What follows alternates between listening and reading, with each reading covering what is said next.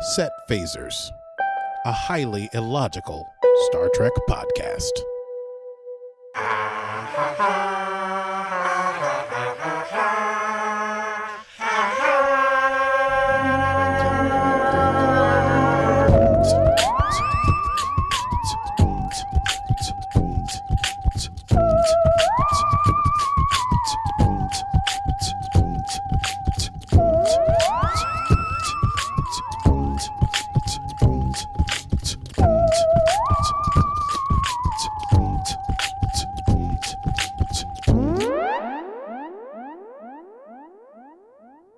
Hello, Mr. Bamis. Oh, and hello, Stevie. Happy days are here again, for we Yes. are once more the Unto breach the of breach. Picard.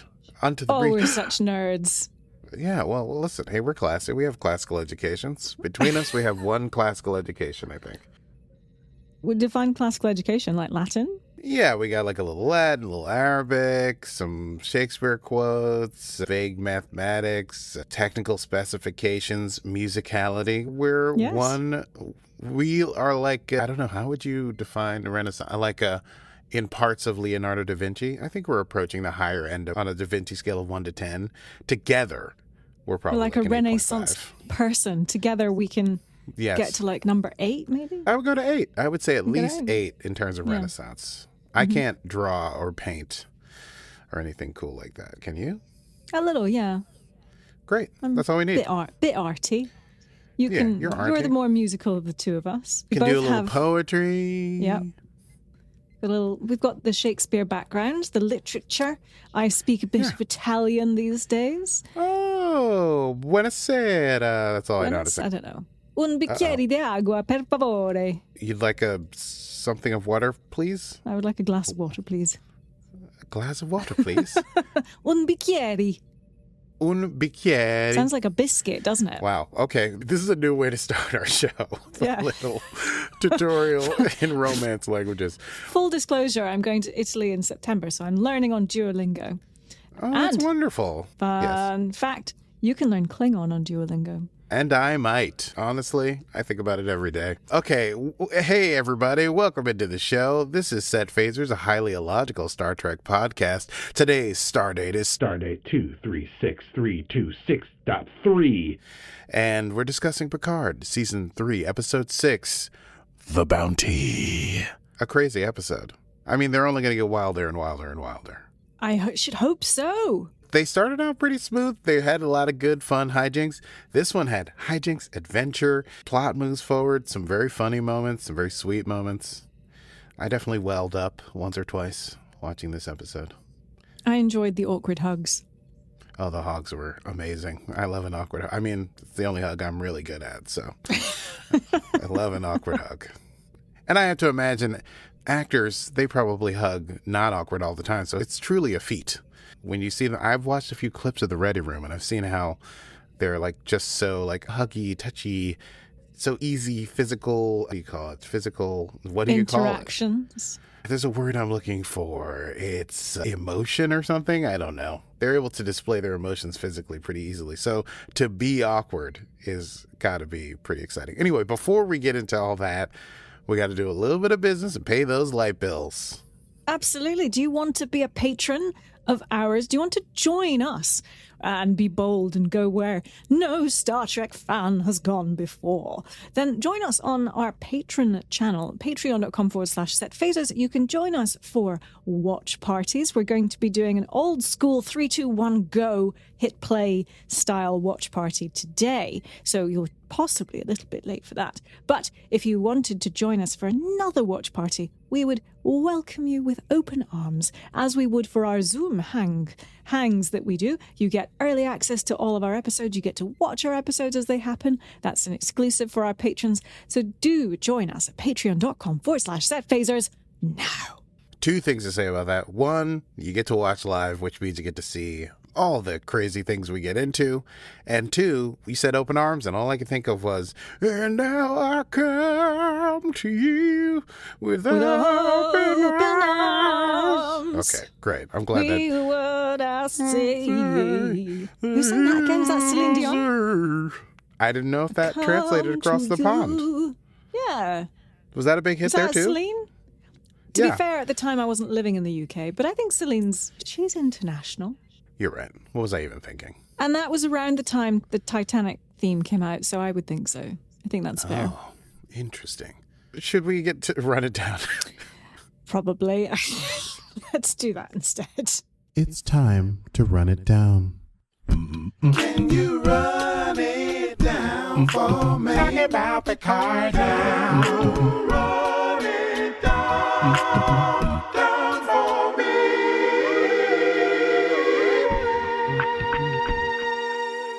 Yeah. Starship Picard. Jean-Luc Picard.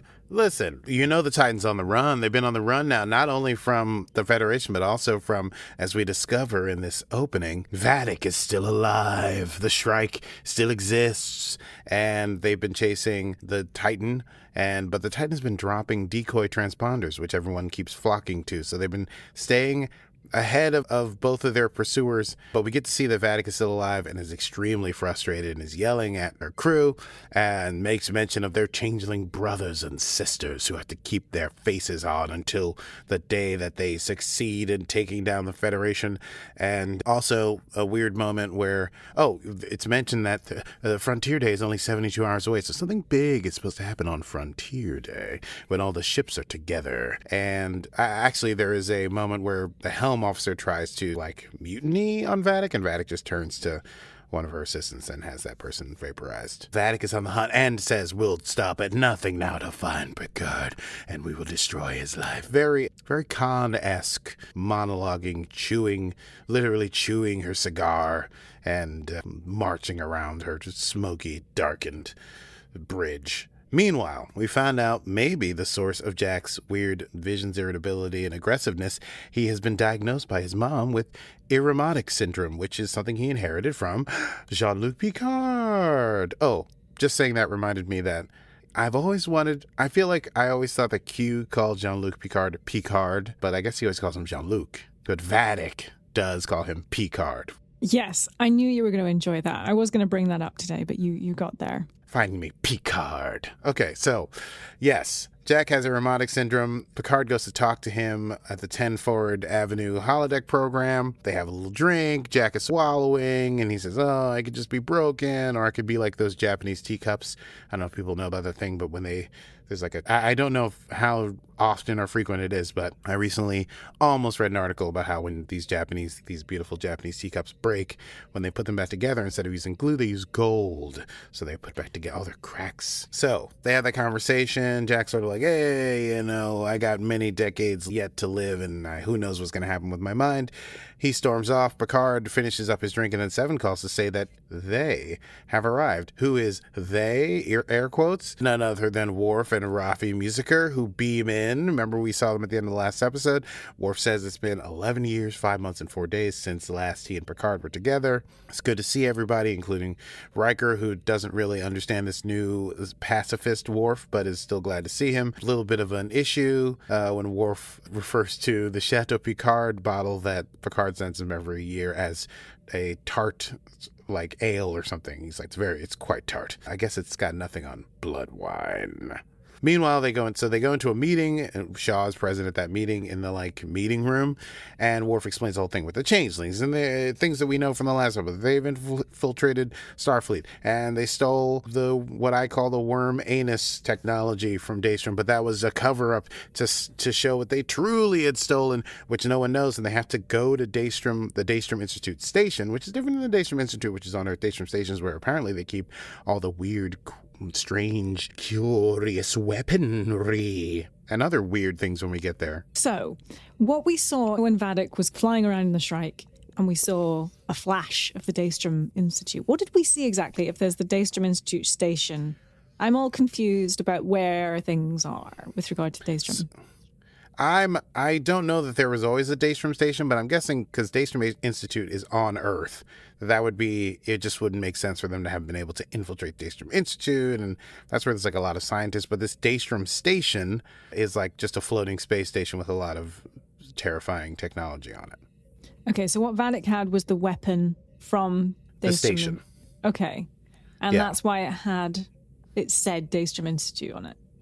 Yeah, because maybe it was developed at Daystrom Institute, but it's held at the station. Okay. That's my theory. Thank you. I just what I'm wanted to sticking with clear right up now.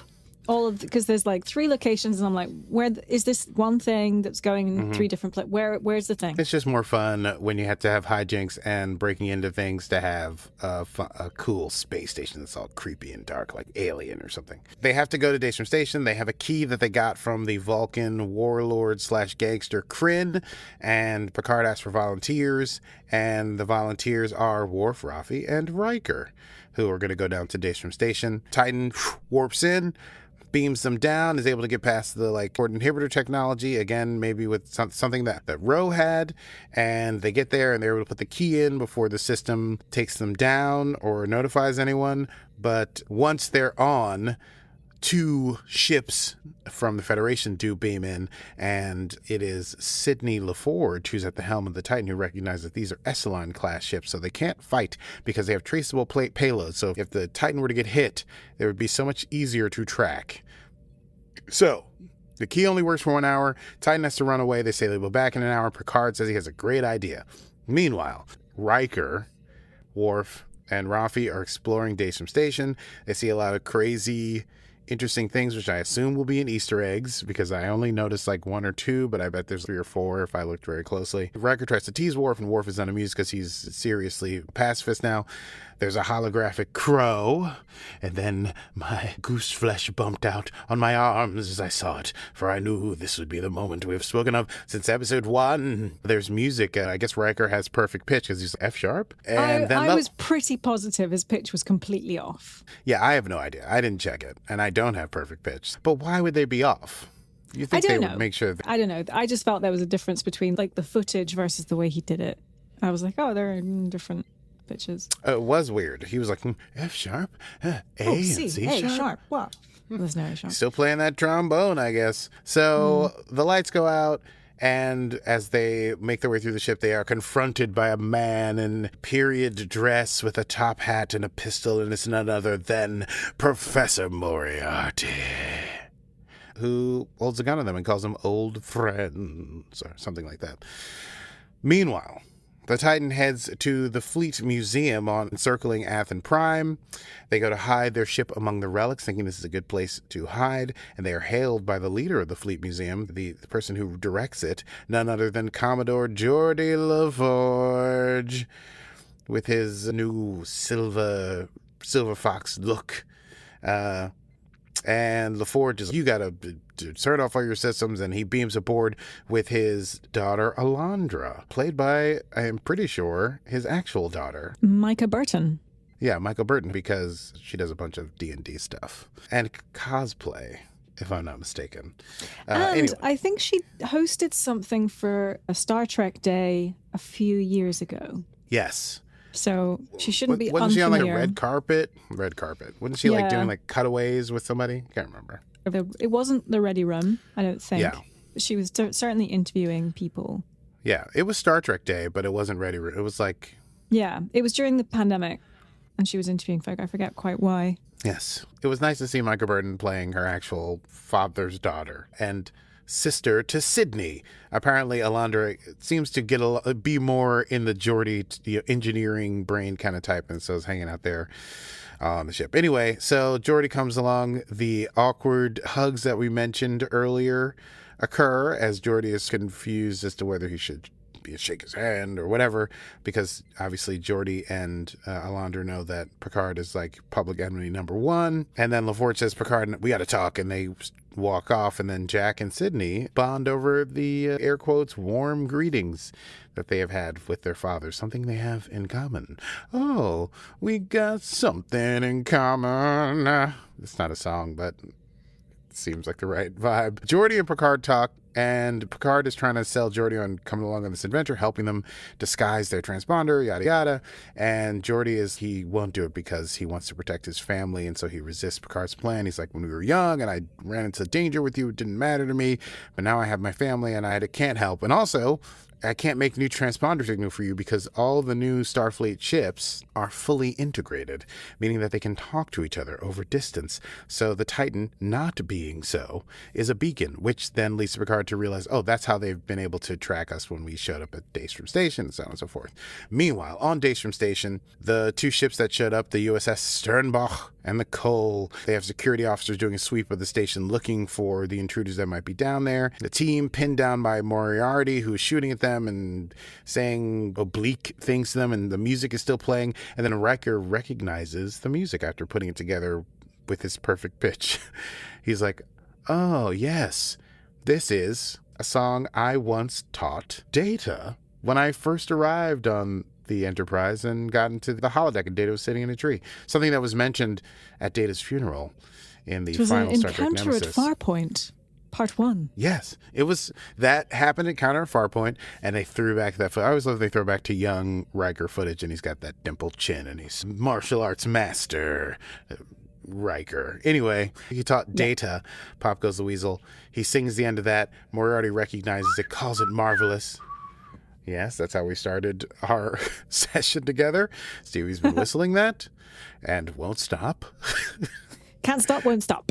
Can't stop, won't stop, Pop Goes the Weasel. So they go past, they get granted access to a special location, and they discover a new android thing. It's Data, but he's old, and he is the station's security AI. Duh. So, you don't have to play it. That was my little thing there. Geordi, meanwhile, on the Titan, continues to refuse Picard. Meanwhile, Jack and Seven had a little moment because they're in this ship museum and they're looking at all these ships, and Jack recognizes the Kirk's Enterprise and the Defiant, which is the ship that was used in the Dominion Wars in Deep Space Nine, and also Voyager, which causes Seven to, and they play the theme, so beautiful. That I won't go into a weird story about how I used to sing pie on that because we used to eat pie, me and my friends, when we watched Voyager, did Voyager rewatches. What do you mean you used to sing pie? Pie, because we were always getting new slices of pie with that. Okay, so anyway, yes. And also a Klingon bird of prey from Star Trek IV, The Voyage Home, I do believe. Yes, that was found at the bottom of San Francisco Bay. Anyway, that gives Jack some thoughtful ideas. Meanwhile, on Daystrom, the team realizes that this new Data is a combo. It's like a lot of... they get a message from Alton Inigo Sung, the Sung from season 1 of Star Trek Picard, saying that, when Picard took my golem, I thought I was going to live forever, but then I realized it's not about living forever. It's about addition. It's about being more. And so he had been working until his death on a new Data, which is a combo of a lot of data, B4, lore, all inside of one mind. And he was trying to integrate them, but they didn't integrate. And it is realized there that Data is not the security AI. He is the manifest. He has watched all that has happened on the ship, and so he would know who came, who took what, and how. So they're like, we got to get Data out of here.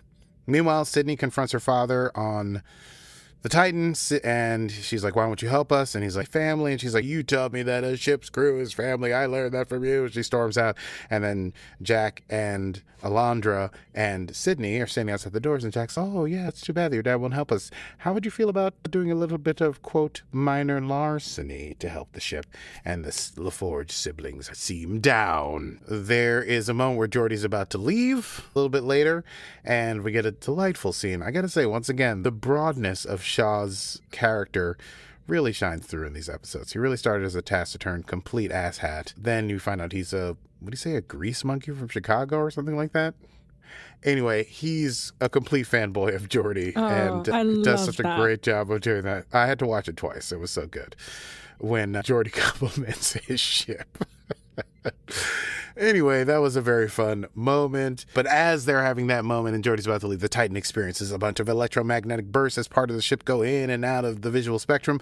And Geordi and Picard realize that their kids have perhaps stolen the cloaking device from the Klingon warbird. So now the ship is warped and alarms have been set off, and now people are going to be coming after the Titan. So Picard is able to impress upon Geordi the need to help. And so Geordi's like, fine, I'll go to engineering. And he goes into engineering as Sydney and Jack are trying desperately to get this cloaking device to integrate with the ship and doing a terrible job. And Geordi says, I'll do it. I know how to do it. But then he tells Jack, stay away from my daughter, which is a guarantee that they won't stay away from each other. How's that? You'd think. Team on Daystrom manages to free the android. The Titan gets their cloak up. They warp back to Daystrom Institute. They cloak. The teams from the Sternbach and the Cole have converged upon the lab door that the team is in. Titan contacts the crew. They're like, we can get you out in a couple minutes. We have to uncloak in order to do that. Riker's like, I'm going to hold them off. He takes a phaser and he takes on the teams that are breaching the doors, giving enough time for the rest of the team, that is Worf, Raffi, and air quotes here, Data, new Data, or as I like to call him, old Data, because he looks old and it's nice, to beam out. However, Riker is captured because he's shot in the back with a transport inhibitor, so he's unable to get out. Meanwhile, on the Titan, they arrive. Geordi and Worf have their reunion, and then Geordi sees Data. And I wrote here in parentheses, Aki cries. Geordi is able to bring Data around, but he is also talking to Sydney about how he's like, actually, I'm proud of you. You understood something that I wasn't able to grasp. So there's a nice little father-daughter understanding there. And Picard and Beverly and everyone comes in to see Data awaken, and Data comes around, but he's still an unintegrated personality. So there's all these persons. So he goes through like Data and maybe B4, I think, at one point. And then definitely he does the little sneer that is lore. But they ask him, hey, what did Vadic and them take from Daystrom that wasn't the anus technology? And he gets stuck in the loop saying, Picard, Picard, Picard. But then they eventually find out by looking at the manifest that it is Picard that they stole. Picard's organic body remains. What are they going to do with that, I wonder, these changeling shapeshifters? And then finally, we see Riker getting beat up at the Daystrom. They're trying to get the information. Where's Picard? And he's like, I'll never tell you. He's got his cool quips, and he's like, how much goo do they pour into you, you loser? And then the interrogator brings out their pew-pew, and instead of firing on Riker, they pew the other officers in the room, and then shift to become a gleeful Vadic. I did the inhale thing. You did. Good job. Thank you. I've been working on it. Vadic brings Riker to the Shrike, to the holding cells, and Riker's keeping up his good old boy, like, what are you going to do, torture me? You think after 35 years of service, you're going to turn me? I'm William Riker. And then the Vadic's like, oh, no, we won't torture you. And then they open a cell, and it is revealed they have held prisoner none other than Deanna Troi, who upon seeing Riker says, oh, Will. And here endeth episode 6. Season 3 of Star Trek Picard. Let's chat about that. I say, darling, let's do a quick chat about that. Yes, let's do. Wow, what an episode. Do you think, my final thought was, do you think that was really Deanna, or do you think that was a changeling? I don't know. My thought, just as the episode ended, was that if it's really Deanna, she'll be able to communicate telepathically with Will. And if it's a changeling, probably not. She can't communicate with him. Yes, she can. Can she? Remember that? I think even in season 1, because they had previous history, she had taught him how to talk. Yeah, that's so they were able to speak. Right. Yeah, so I'm interested in how that goes. But also, Deanna saying, oh, Will, makes me feel like I think there'll be some fun breakout shenanigans with Deanna and Riker. I hope. I was really worried that we'd be doing Faith of the Heart for Riker because he got left behind. I was like, they wouldn't. But maybe they would. He was getting a good smack for a gentleman who's in his 60s. Yes. Yeah. Well, he's a tough guy. We'll find out if that's... But I was going to say, oh yeah, Vadic, remember in the beginning, he's like, can't find Picard, then we'll find everyone he's ever known, and we'll sweep the rug out from under him that way. So it's possible that they went and stole Deanna somehow in order to have leverage on Picard. Because now if they say we have not only Riker, but Deanna Troi, maybe Picard is like, I got to do what I got to do. I don't know. Data? New old Data? New old Data before lore Data. Alton Sung says it's not about preservation, it's about addition, and thinking that this will create a sense of experience and and you living mind for Data. And I do think it's weird how they are like, oh, he's got separate minds. He's like a human or whatever when he's coming around. I don't know how that's going to all integrate. One hopes it will integrate into a sentient, feeling, talking, walking, thoughtful Data. We'll see. I don't know. It's the reunions where this was a big reunions episode. Worf, LaForge, Data. We basically got the whole team together at this point, right? Is anyone missing? Deanna, I guess. Was Yeah, not really Deanna part of hasn't that. had the big reunion. That's right. Okay, so more tension, but hopefully they'll soon all be together on the bridge with their kids and stuff, and they'll save the universe with their kids. This is a big kids episode. Big, mostly fathers and their children misunderstandings and resolutions episode. Jack eventually goes to Picard and say, even though I got all this cool stuff from my mom and this disease from you, I also got some good stuff from you. And Sydney is all those times that I broke all those speeders so that I could hang out with you while you fix them. And Geordi's, I'm really proud of you. I was trying to protect you in a way that was unnatural. And I see that you've become a real Starfleet officer with a lot of beautiful emotion with parents. So I thought that was a nice touch. Were you surprised, though, that Geordi has become so risk-averse? No, I'm not. Geordi has like a nice big family. It makes sense that he's like, well, now I have these children whom I love, and I don't want to see them go into the maw of death like everyone else did. It made sense to me. He came around, but it seems like maybe for the last 20 years, he's been like, you know what? I want to keep people protected, and we don't need to always be facing a huge existential crisis. Like he says to Picard, oh, it's always life and death. It's always the universe or the galaxy is on the line. Let me protect my kids. And also when they decide to join up, he tells Alondra to contact her mom and tell them that they won't be home for dinner. So I think he's become a very domesticated. And Geordi was always looking for love. Yeah. What was it he said to Picard? And he was like, oh, trust you to create an intergalactic something or other. Oh, yeah. Is that in your quotable moments? It is not in my quotable moments. It's not. But yeah, it's like your father and son and stuff, and he's leave it to you to, I forget what the context of that was. One more. Commodore versus Admiral. Yeah. Which one's higher? I think Admiral is higher. I think Commodore is a kind of a sidestep away from like the sort of chain of command. But I'm not sure though. I think Admiral is the highest you can go in the U.S. Navy. I don't know where Commodore really fits in because that's a archaic term. I can't recall coming across a Commodore in Star Trek history. Yeah. It could be that a Commodore has certain sorts of power but is not like in active service or military service or something to that effect. I don't know. All right. Who can say? Well, hello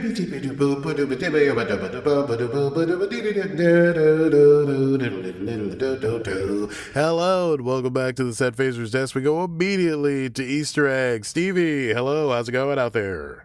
Well, hi there, Rocky. It is good. We are out here in space, of course, on the set of Star Trek Picard Season 3, Episode 6, The Bounty. And we have a plethora of Easter eggs for you. This was just an episode kind of went beyond Easter eggs. Like, it was more than just things in the background. There were things that were right in front of you. We had Moriarty, we had the Crow with Data, we had footage throwing back to Encounter at Farpoint. And obviously the name of the episode telegraphs out the biggest Easter egg, which reveals the plot of the episode. The Klingon bird of prey known as the HMS Bounty. But anyway, so to me, this whole episode transcends the concept of fan service as it typically exists as tactile things in the Trek universe as far as Easter eggs go. So, I don't know, I had a lot of fun with it. So obviously we had HMS Bounty, originally featured in The Search for Spock and The Voyage Home.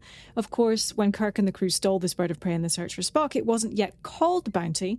Bones gave it that name in The Voyage Home as a result of a fine sense of historical irony. In real life in 1789, people did organise a shipboard mutiny against William Bligh on a ship called the Bounty. Oh, maybe that HMS is that historical irony.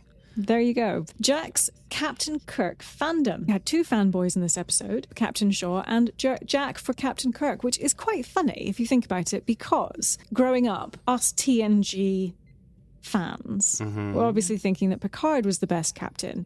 And yet our parents were like, well, Kirk was the best captain. So I think it's quite the irony that Jack Crusher, Picard's son, thinks that Kirk was the best captain. Yes. Is not lost on me. Loved that. I agree with that, yes. Also, Jack's got some Kirk in him. He's very slouching in that captain's chair.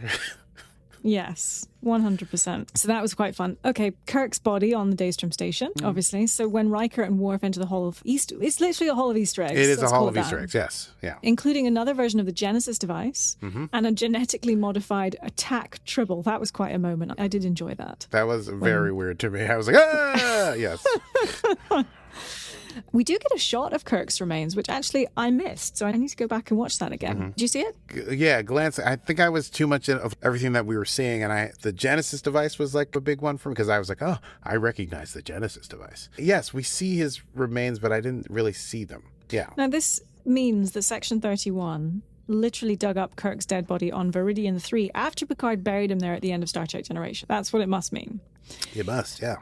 Which is creepy, but also symbolically relevant to the story of the Next Generation crew. Kirk's body and what was left of the Enterprise D were both left on Viridian 3, which in 1994 signified the end of two eras. The original cast, and also the original cast was no longer part of Star Trek in the mainstream, but also the heyday of TNG was over because the Enterprise D was over. Yes. So they're being very clever. Either that, or we're reading too much into this. Now, so we had the Easter eggs in Daystrom Station, and then we had the Easter eggs of all the ships that Seven went through. So we had the Enterprise A, the Voyager, the Defiant, and the USS New Jersey. Yes, the USS New Jersey. Have we seen that before? We probably have. I didn't Google it. It could be anything. Wait. It could be. There must be some sort of significance. Yeah, I'm not picking it up, but I'm sure people are screaming at their phones right now, telling us where it's from. Of course, no doubt. I mean, I didn't pick up on it, yes. Okay, so Data. Obviously, Riker waxes poetic about the Easter eggs relating to Data on the Daystrom Station, the tune that he shared decades ago with a dear friend, one who dreamt of crows, aspired to thwart Moriarty, and somebody who couldn't whistle worth a damn. Yeah, and obviously the retro footage. So during this trip down memory lane, the purpose of Data's journey is made clear. Holmes couldn't die because the public demanded he be brought back. Now, this is in real life. Arthur Conan Doyle had to bring him back and created this ridiculous brought back from life thing. Yes. And Data's journey clearly wasn't over until he became properly human either. Wowie, wowie, wowie, wow. And that's all Easter eggs I have for you, Aki, and it's back to you in the studio. Thank you very much, Stevie and Lightning, as always, and we go immediately now to Quotable Moments. Quotable Moments. I have tons. What have you got? You've got tons? Well, okay, Yeah. let's see. Obviously, I'll just go in order as I wrote them down. Vadic, we will scorch the earth on which he stands, and the night will brighten with the ashes of the Federation. I love a super verbal, vengeful villain. And let's see. Oh, yes. When Riker and Worf meet and they're about to go down to the station, Worf says, Captain Riker, you should know that I now prefer pacifism to actual combat. Energize. And as they're energizing, Riker says, we're all going to die. Yes, love that. He's so sad that Worf doesn't want to fight anymore. And then, if I'll just keep going, then you can add this, my last one. Worf, after Riker has been taken, he says to Picard, I will find him, Admiral.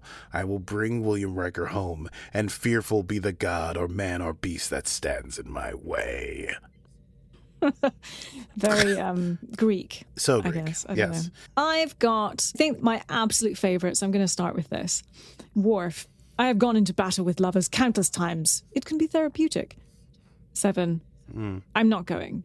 And Worf, oh, that's a relief. I was practicing deceit. Breakups on my homeworld seldom end without bloodshed. Yes, that was a classic one. Classic. So good, so good. Worf, tread lightly. We will not be prey. We will be friendly energy. And Riker, I don't understand the world anymore.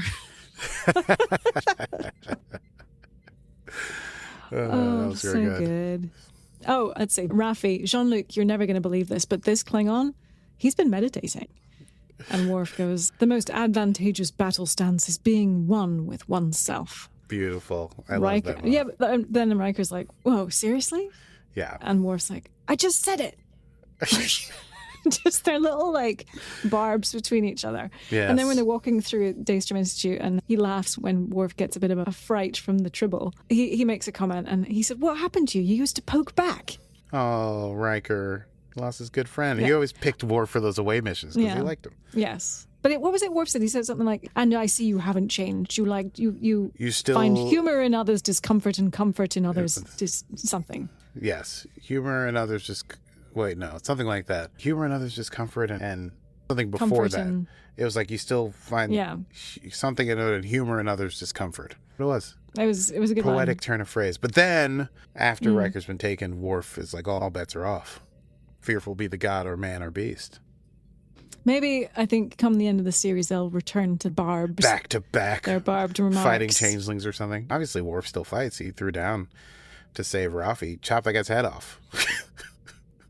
He just likes to meditate and drink chamomile tea now. Yes, with sugar and milk, apparently. Do take milk. Do take milk. Anything else? Next time on Set Phasers. Yes, next time on Set Phasers, we'll talk about episode 7 of season 3 of Star Trek Picard, entitled, get this, Dominion. So hopefully we'll get to figure out what's going on with these changelings. If you have enjoyed this episode of Set Phasers, you can find all of our back episodes wherever you get your podcasts. We've covered all the episodes of Star Trek Discovery, Star Trek Picard, Star Trek Lower Decks, and Star Trek Strange New Worlds, the season from last year. And what a thing that is. If you want to catch up, you can catch up with us, and then you can be up to date, and you can catch us wherever we drop episodes every Monday, as long as I am in my right mind between Thursday and Sunday, and you can get those wherever you get your podcasts.